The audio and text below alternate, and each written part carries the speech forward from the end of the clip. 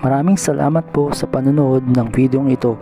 Ang video pong ito ay gayuma para mas magiging malambing pa o sweet siya sa iyo.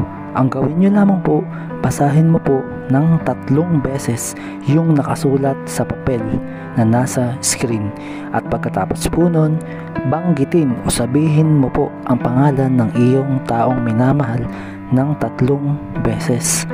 Inuulit ko po, babasahin mo ng 3 beses ang nakasulat sa puting papel na nasa screen at sasabihin o sasambitin mo po ang pangalan ng taong mahal mo ng 3 beses din.